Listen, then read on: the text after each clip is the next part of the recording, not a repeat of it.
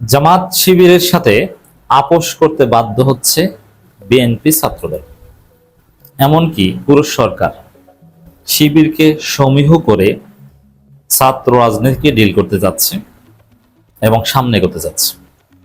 দর্শক, বিএনপি সরকার ভয়াবহ বিপদের মুখে।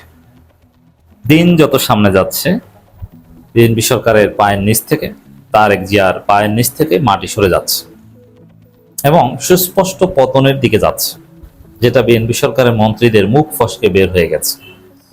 বিশেষ করে দুইটা বক্তব্য ধরলেই হয় যে কিছুদিন পর যদি প্রপার ম্যানেজমেন্ট না করতে পারি, সরকারি কর্মকর্তাদের বেতন দেওয়া যাবে না। কত বড় হতাশার কথা, জাস্ট একটু ইমাজিন করেন। বিদ্যুৎ প্রতিমন্ত্রী বলেছেন টাকা নাই, টাকা নাই, যার ফলে আমরা পরিস্থিতি সামাল দিতে পারছি না। আর আমরা চোখের সামনে দেখছি নতুন কোনো কর্মসংস্থান নেই, ব্যাংক খাত অস্থির, দ্রব্যমূল্যের ভয়াবহ ঊর্ধ্বগতি এবং বিভিন্ন শিল্প কারখানার চাকা বন্ধ হয়ে যাওয়ার উপক্রম। এভাবে বাঁচা যায় না।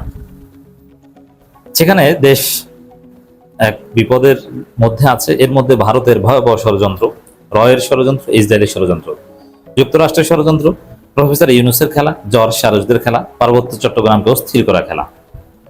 তার মধ্যে যদি আবার জামাত শিবিরের সাথে ঝামেলা বাঁধায়, বিএনপি 3 মাসও টিকতে পারবে না, পালানোর জায়গা পাবে না।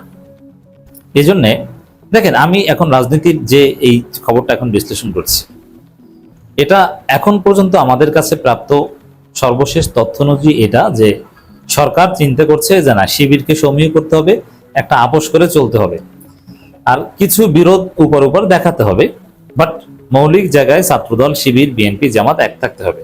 এটা সরকারের সিদ্ধান্ত।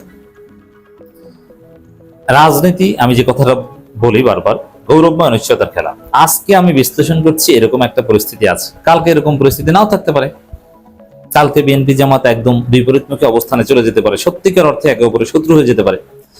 অনেক সময় আমার অনেক দর্শক আমাকে আমার কমেন্টে যারা মন্তব্য করেন, কমেন্ট বক্সে, ইউটিউব কিংবা ফেসবুকে, আই রেসপেক্ট ইউ অল। আপনাদের সবার মন্তব্য পড়ি, কোট করে রাখি, গুরুত্বপূর্ণ মন্তব্য হলে স্ক্রিনশট দিয়ে আর্কাইভ করে রাখি এবং সেখান থেকে শিখি।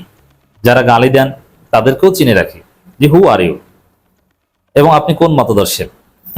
জামাতের যারা গালি দিচ্ছেন প্রত্যেকের প্রোফাইল আমাদের কাছে আছে। অনেক হাজার হাজার জামাত শিবিরের রোপণ নেতাকর্মী, এদের যারা গালি দিয়েছেন আমাদেরকে, আপনাদের 14 গোষ্ঠীর নাম পরিচয় আছে। ভয় দেখাচ্ছি না যে কিছু করবো, বাট আছে, উই প্রিজার্ভ ইট, যে আপনি জামাতের রোপণ হয়ে গালি দিচ্ছেন।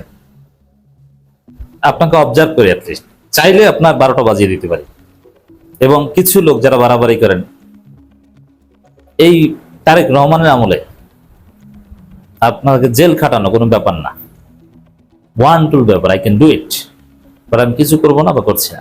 গালি দেওয়া এটা আপনার অধিকার, বাট আপনি জামাত হলে গালি দিচ্ছেন, উই মাইন্ড ইট।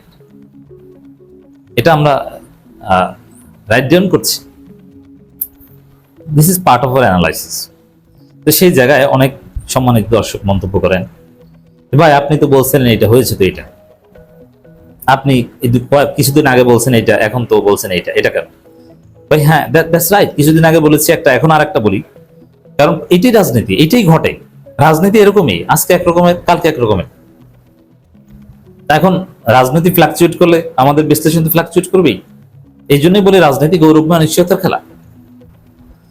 এখন ছাত্রদল, শিবির, বিএনপি, জামাত সম্পর্কের ক্ষেত্রে সরকারের এখনকার অবস্থান, আজকে 15 আগস্ট আমি কথা বলছি, আপনারা হয়তো পরেও শুনতে পারেন, এই সময়ের অবস্থান যে না, তারা এক লাইনে চলবে এবং জামাতও তার দায়বদ্ধতা থেকে বিএনপি সরকারকে টিকিয়ে রাখার স্বার্থে আমিরে জামাত সংসদের অধিবেশন আহ্বান করতে রাষ্ট্রপতিকে চিঠি দিয়েছে।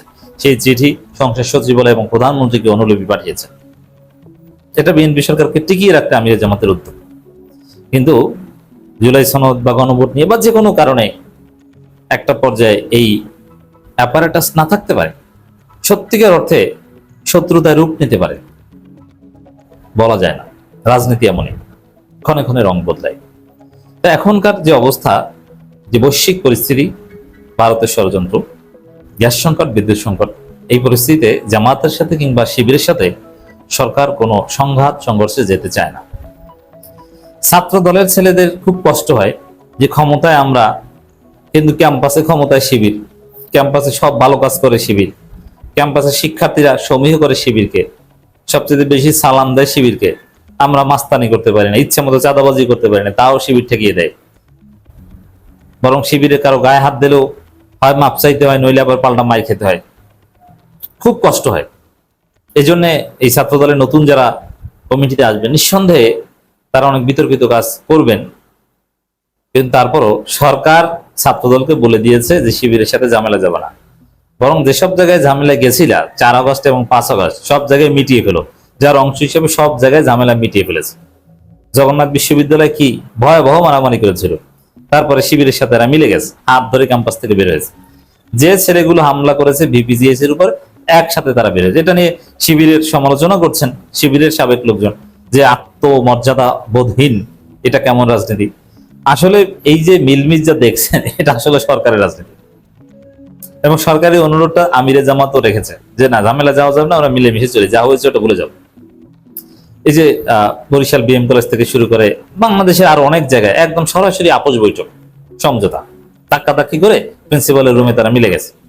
এগুলো মনে করবেন না যে লোকাল কোনো রাজনীতি বা বিশ্ববিদ্যালয় প্রশাসনের কোনো মেকানিজম অথবা রিয়ালিটি। হ্যাঁ, এখানে শিবিরের তাদের এই অবস্থান আছে বলেই তো সরকার তাদেরকে সমীহ করে তাদের সাথে আপোষে আসতে বলেছে। তো দর্শক, বিএনপি সরকার যতটা কঠিন পরিস্থিতিতে পড়বে, তারা জামাত শিবিরকে ততটা ফিল করবে। এই জন্য আরেকটা কথা বলতে চাই, গ্রামগঞ্জে কিছু ছাত্র দল, কিছু বিএনপি স্যাসরা, ইউ আর স্যাসরা, আপনি কিচ্ছু বুঝেন না।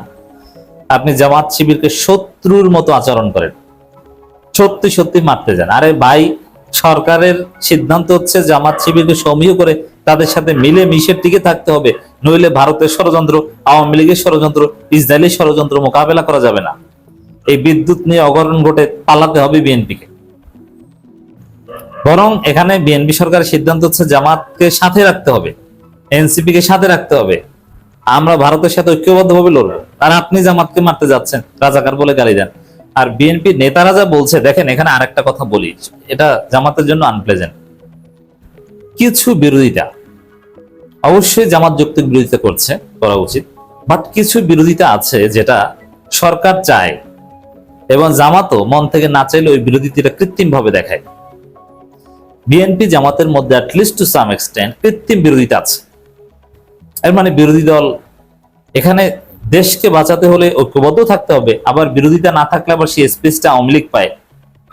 আর বিরোধিতা না থাকলে তো গণতন্ত্র, ওয়েস্টমিনিস্টার ডেমোক্রেসি হয় না, বিরোধী দল হয় কি হবে? যার ফলে কিছু আর্টিফিশিয়াল বিরোধিতা আছে, আই কনফেস দ্যাট। আর এই হচ্ছে বিএনপি জামাত রসায়ন। আর বিএনপির যারা জামাতকে সত্যি সত্যি পেটাতে যান, আপনি ভুলের মধ্যে আছেন। দর্শক, শিবিরকে সমীহ করার সিদ্ধান্ত নিয়ে সরকার সামনের দিকে এগোচ্ছে।